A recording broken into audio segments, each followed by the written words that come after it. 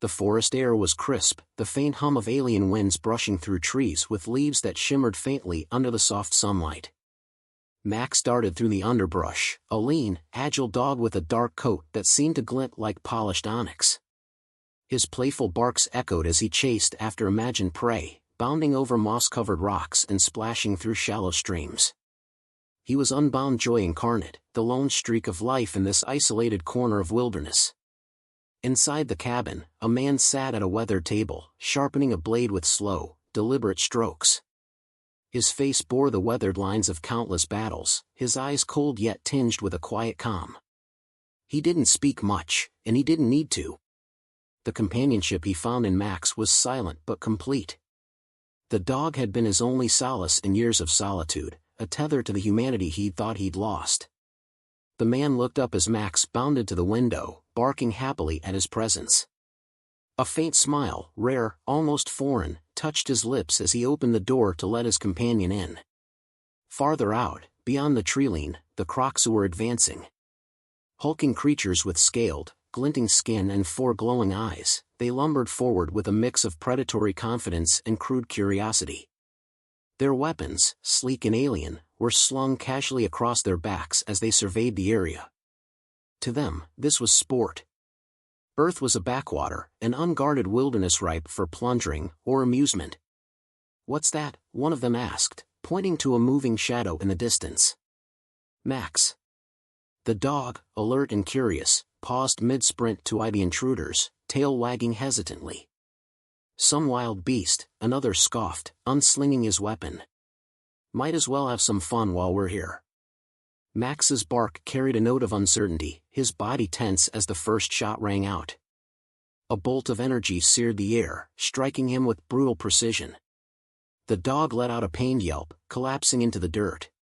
The crocs cackled, their laughter deep and guttural. "Pathetic creature," one sneered, stepping closer to inspect their kill. "Looks domesticated. Guess even earthlings have pets." He kicked Max's limp body, earning another round of laughter from his companions. "Let's go," the leader barked, waving them forward. "We've wasted enough time." The group departed, their voices fading into the distance. The forest fell silent again, save for the faint whimper of the dying dog. The man returned hours later, his arms laden with supplies from a nearby outpost. He paused when he noticed the unnerving stillness. Max wasn't at the door, barking eagerly like always. Setting the supplies down, he scanned the clearing, his instincts immediately sharp. Then he saw the trail of blood. "Max?" His voice was steady but laced with urgency as he followed the crimson path into the woods. His stomach turned when he found the dog, still breathing but barely. Max struggled to lift his head, his tail wagging weakly at the sight of his master. The man dropped to his knees, cradling the dog in his arms. "I'm here, boy," he whispered, his voice cracking. Max licked his hand feebly, his dark eyes dimming with each passing second. The man pressed his forehead against the dog's, his grip tightening as if sheer will could keep the life from slipping away. Max's body stilled, the light in his eyes extinguished. For a long moment, the man didn't move. He held the dog close, his breathing uneven, his face unreadable. Then, as if a switch had been flipped, his expression hardened into something colder, something lethal. He gently laid Max down, closing the dog's eyes with a trembling hand. Rising slowly, his gaze turned toward the horizon where faint traces of the Crox's passage lingered. They had taken the one thing he had left, the last anchor to his humanity. And now, they would learn what it meant to cross the Baba Yaga. The Croxus stomped into their outpost, their coarse laughter echoing through the metallic corridors. Their armor clinked as they dumped their gear onto a table piled with trophies from past excursions. One of them, a brute with jagged scars across his face, swung his weapon onto the rack and let out a booming laugh. "Did you see it?" he jeered. "That thing squealed like it mattered. A pet. What kind of fool keeps an animal like that on a backwater planet?"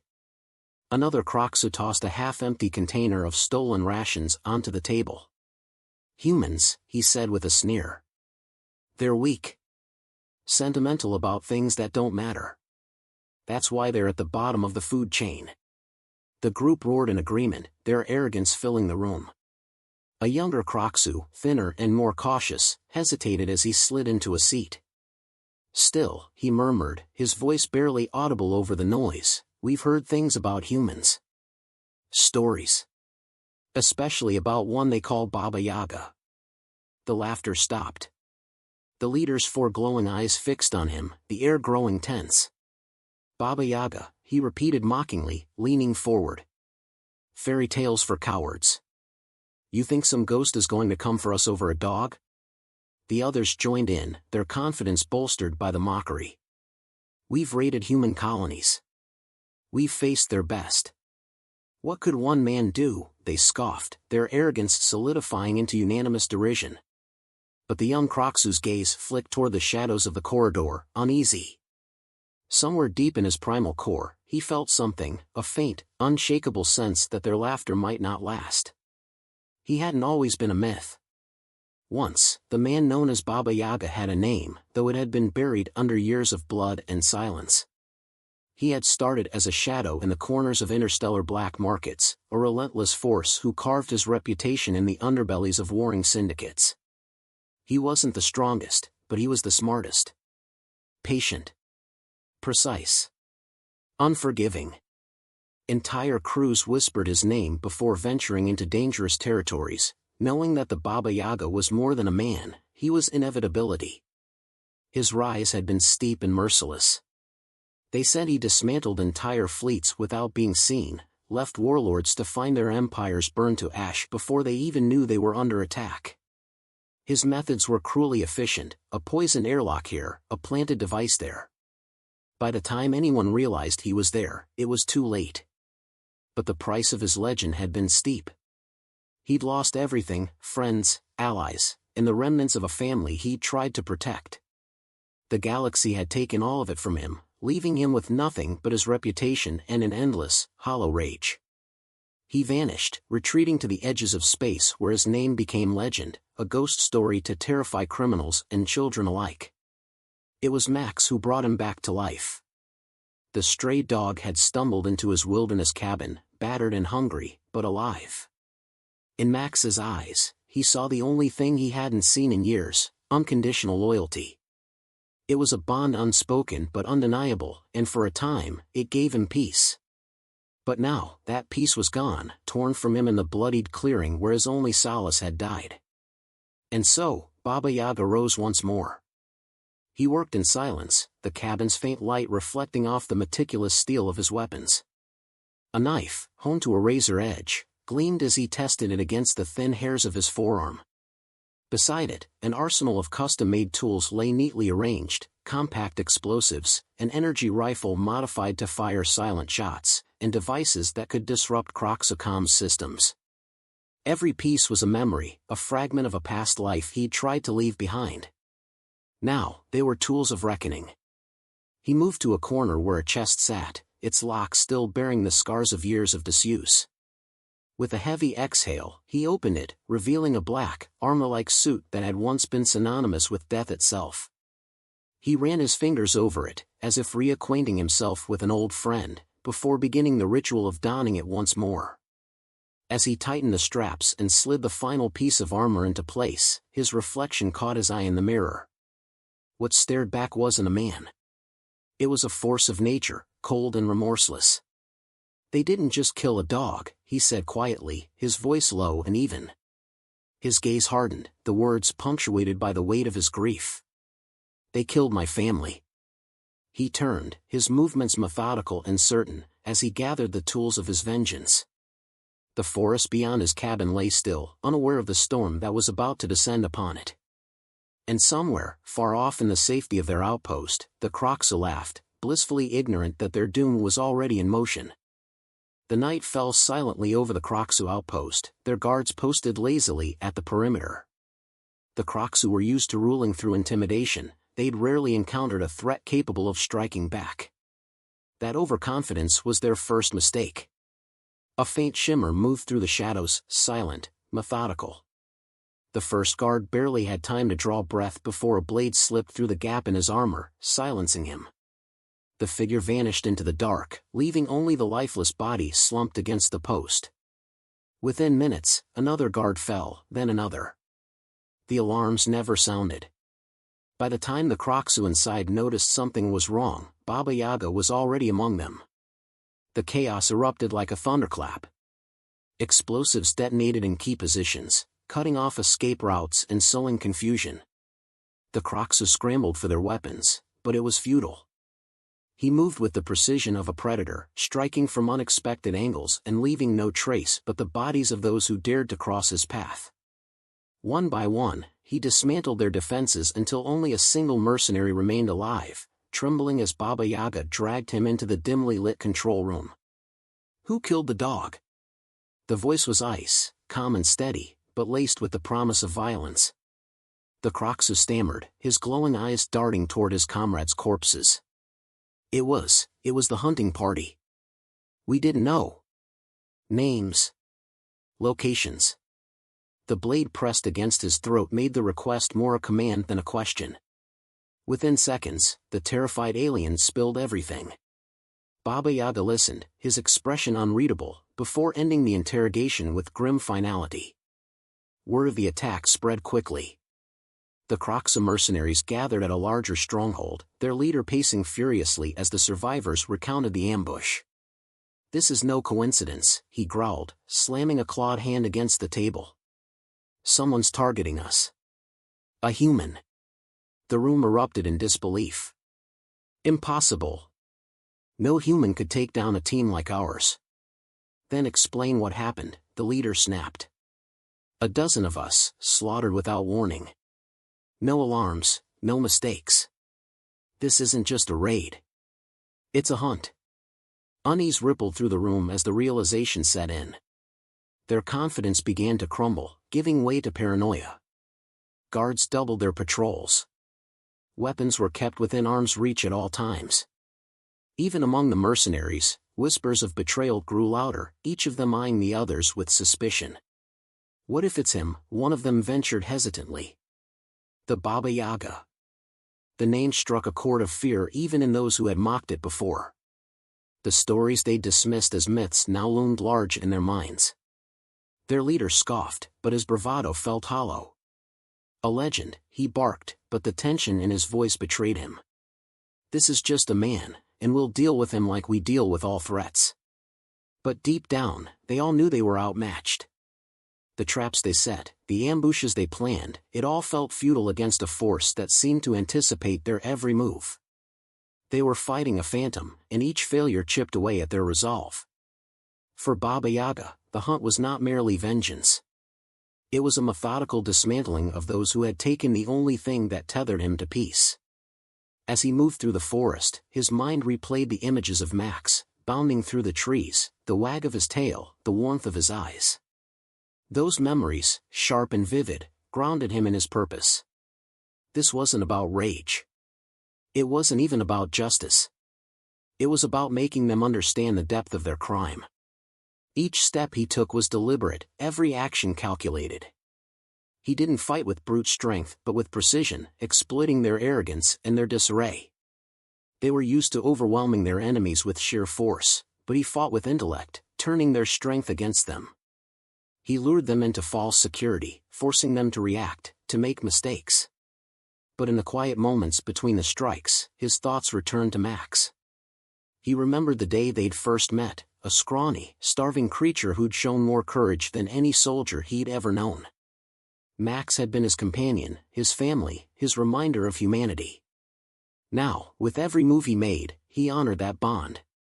"They thought you didn't matter," he murmured as he sharpened his blade under the moonlight. His voice carried no anger, only a quiet, deadly resolve. "But they'll learn. You mattered more than they'll ever understand." The Kroxu weren't just his targets. They were a message, each one struck down to remind the galaxy that some lines should never be crossed. And this time, there would be no mercy. The Kroxu's fortress loomed against the night sky, a sprawl of jagged metal and humming energy fields. It was designed to be impenetrable, with automated defenses, patrols, and layers of reinforced barriers. But none of that mattered to Baba Yaga. He was already inside. The first explosion came without warning, silencing one of the outer sentry turrets and plunging a segment of the base into darkness. The Croxu scrambled to react, their comms filled with overlapping shouts and garbled orders. They didn't know where the enemy was, only that he was already among them. Moving through the labyrinthine halls, Baba Yaga dismantled them piece by piece. A gas trap and a ventilation duct sent an entire squad coughing and clawing at their throats before they collapsed. A timed charge disabled their weapons locker, leaving the next wave of guards scrambling for backup firearms. Every step of his assault was deliberate, precise, and devastating. The Croxu fought back with brute force, flooding the halls with heavily armed warriors. But it was no match for his tactics. He used their numbers against them, luring them into narrow corridors where their size became a disadvantage. Explosive traps turned their unity into chaos, and in the melee, he struck with calculated lethality. He wasn't just an assassin, he was a storm that had been waiting to be unleashed. And they knew it. Their bravado was gone, replaced by desperation as they fell back deeper into the base. Their arrogance had crumbled, leaving only the primal instinct to survive. Amid the chaos, moments of humanity shone through. As Baba Yaga moved toward the heart of the base, a Croxu civilian, a worker, unarmed and cowering, stumbled into his path. For a tense moment, their eyes met. The alien trembled, expecting the same ruthless efficiency that had claimed the others. But Baba Yaga turned away. There was no hesitation in his steps, no outward sign of mercy, but the worker remained unharmed. Even in the midst of his vengeance, he drew the line where it needed to be. In another corridor, he found himself pinned by heavy fire. He ducked behind cover, his breath steady despite the relentless hail of plasma rounds. As he reloaded, a memory flashed in his mind, Max, bounding through the forest, barking at the sound of a distant storm. The thought brought a flicker of warmth amid the cold resolve. The memory faded as quickly as it came, replaced by the deafening reality of the battle. He pressed forward, his every move a tribute to the bond he'd lost. The final confrontation awaited in the command center. The Croxu leader stood tall, his imposing frame armored in reinforced plating. His four glowing eyes burned with contempt as he watched Baba Yaga approach. Around him, the last of his guards formed a defensive line, their weapons trained on the intruder. "You're the one they whisper about," the leader sneered, his voice a low growl. The Baba Yaga. Just a human clinging to a dead pet's memory. Baba Yaga didn't respond. His silence was more unnerving than any threat. The guards opened fire, but the fight was already over before it began. Baba Yaga moved like a phantom, weaving through the barrage with calculated precision. A blade flashed, cutting through armor and flesh. A well-placed shot took out the next. Within moments, the guards were down, leaving only the leader. The Croxu commander stepped forward, his confidence unshaken. He swung a massive plasma axe, the weapon's energy crackling through the air. Baba Yaga sidestepped the first strike, the blow carving a deep gash in the floor. The fight was brutal and unrelenting, a clash of raw strength against unyielding skill. The leader's strikes were powerful but predictable, each one met with calculated counters. Baba Yaga exploited every opening, his movements precise and unrelenting. The Croxu's arrogance faltered as he realized he was facing not just a man but a force of vengeance. The final blow came swift and deliberate. Baba Yaga disarmed the Croxu with a sharp twist, sending the plasma axe clattering to the floor. Before the alien could react, he drove his blade through the commander's chest, his cold gaze never wavering. The leader fell to his knees, choking on his last breath. "It was just a dog," he rasped. Baba Yaga leaned in close, his voice a quiet, deadly whisper. "It was my family." The Croxu collapsed, lifeless. Baba Yaga stood over the fallen commander for a moment, his breathing steady as the weight of his actions settled in. This wasn't victory, it was closure. Without a word, he turned and disappeared into the shadows, leaving the fortress in ruins behind him. The once mighty Croxu mercenary force was no more. Those who survived Baba Yaga's wrath scattered to the farthest corners of the galaxy, their pride shattered and their numbers decimated. They spoke in hushed tones of the human who had brought them to ruin, their fear weaving the legend of Baba Yaga into something far more terrifying than any weapon or warship. Outposts fell silent. Contracts involving Earth were quietly cancelled, its once dismissed status as a backwater planet now a no-go zone for the wise. The Croxu's defeat became a cautionary tale, whispered among the stars, *, do not provoke the humans. Especially not him, *. Among the wreckage of their empire, Baba Yaga ensured they could never rebuild. Files were wiped, supply chains obliterated, and every network that could lead back to Earth was dismantled. His vengeance wasn't just personal, it was strategic. The Croxu would never again threaten what was his. Under a quiet sky, Baba Yaga knelt beside a small grave marked with a simple, handmade stone. The name Max was carved into it, the edges still rough from the night he'd made it. He rested a hand on the grave, the adrenaline of his mission now replaced by a profound and unrelenting ache. "I did it," he murmured, his voice barely audible. "They'll never hurt anyone again." The silence around him was heavy, broken only by the faint rustling of leaves in the wind. For the first time in what felt like an eternity, his shoulders sagged. The weight of his actions bore down on him, not with regret, but with the somber realization of what vengeance had cost. He had become a force of nature, unstoppable and unrelenting, but at what price? He closed his eyes, and for a fleeting moment, he saw Max again. Bounding through the trees, barking at the sound of a storm, curling up by his feet at the end of a long day. Those memories brought both comfort and pain, a bittersweet reminder of the bond that had been taken from him. "I wasn't just avenging you," he whispered. "I was making sure they remembered. Making sure they understood what you meant to me." As the stars began to appear in the sky above, he stayed there, silent and unmoving. The man known as Baba Yaga, the legend, the storm, the nightmare, was just a man again, mourning his only family. Across the galaxy, the story grew. From dark corners of alien taverns to the glittering halls of interstellar syndicates, the legend of Baba Yaga spread like wildfire. Some embellished the tale, claiming he was more demon than man, while others whispered of a warrior who sought only to protect what he loved. But all agreed on one thing: the Croxu had made a grave mistake. The name Baba Yaga became synonymous with death and vengeance, a warning to all who thought humanity weak or inconsequential. To cross him was to invite destruction, and for those who dared, the outcome was always the same. In the stillness of his cabin, the man who had inspired the legend stood one last time by Max's grave. He didn't need the galaxy to remember his name. He didn't need their fear or their respect. He had done what he set out to do. As he turned to walk back to the cabin, his voice carried softly in the night air, "They thought it was just a dog. Now they'll know what it means to anger a human."